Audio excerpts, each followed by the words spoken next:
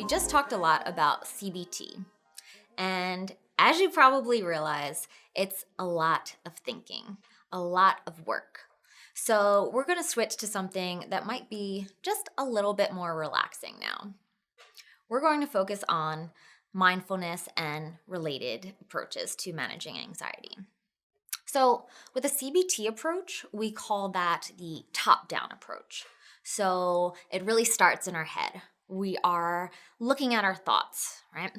So when we switch to mindfulness, it's a different approach, meaning we start from the bottom and work our way up. We call it a bottom-up approach. So sometimes when we're feeling anxious or maybe tired or we're out and about, we really don't have time to sit and do that whole thinking piece. We need something simpler. We really just need something that is going to help us to calm down, relax, and move on to the next thing so that we can effectively live our lives. Doesn't mean that, CBT approaches are better or worse than mindfulness approaches. As I said earlier, we just want to make sure that we have a few tools in the toolbox. If one doesn't work right now, we can try another one. So the first mindfulness approach that we're going to talk about is controlled breathing. So there are a variety of different methods out there to try to help us control our breathing. How exactly does controlling our breathing help with anxiety?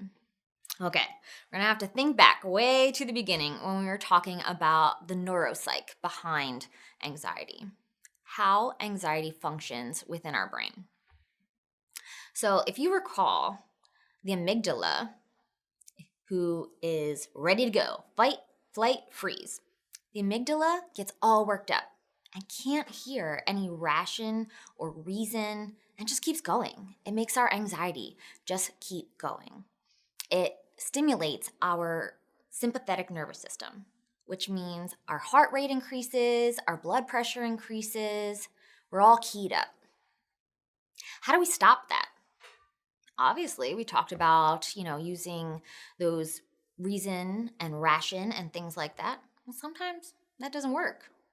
So we have to use a different method. So controlled breathing is one of those methods. Controlled breathing actually does the opposite of what the amygdala does. It activates the parasympathetic nervous system and calms us.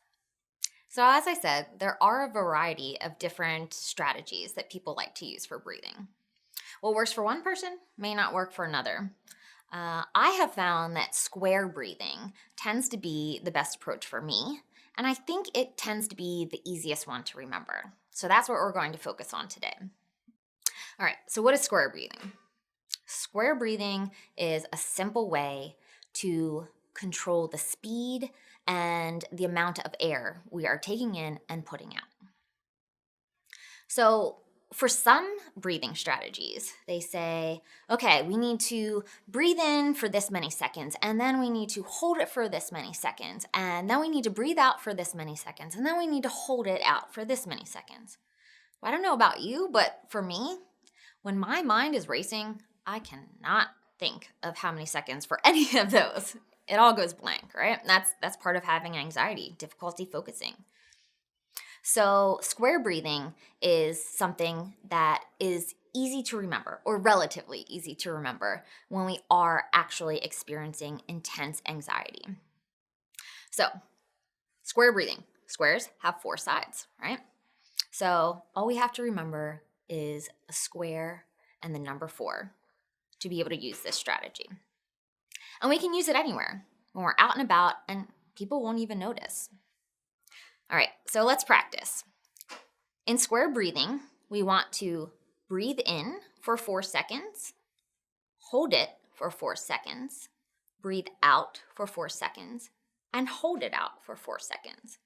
So once we get that square breathing down, it's going to help us to relax. It's going to slow our heart rate. It is going to allow that cortex to be able to send signals again. The amygdala has slowed down enough now that it can hear what the cortex is saying. We can start to think in rational and reasonable ways. All right, so let's try it. we're going to do a few reps because it usually takes a few times for this to work. For some people, it might take only 1 or 2. For other people, it might take 10. It's no rhyme or reason why sometimes. Today, 2 times might work. Tomorrow, it might take more. So don't judge yourself on this.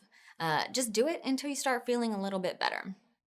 And again, just like anything else, just like the thought log, challenging our thoughts, it gets better with practice. So the more we do this, the easier it's going to become, the more second nature it will be. All right, so let's try this square breathing together. We'll do 4 reps so we can make it easy. So remember, 4 seconds breathing in, 4 seconds holding it in, 4 seconds breathing out, and 4 seconds holding your breath out. All right.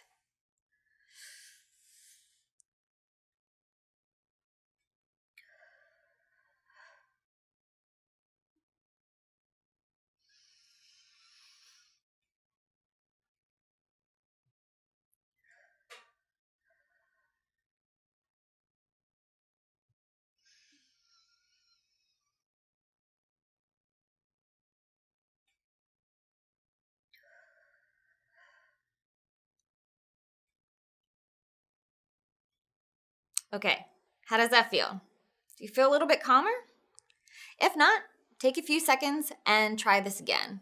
Do a few more reps, and it might be a little bit easier if you sort of do it on your own for a bit. I know sometimes we breathe at different rates than other people, so just do what feels most comfortable for you within those 4 seconds.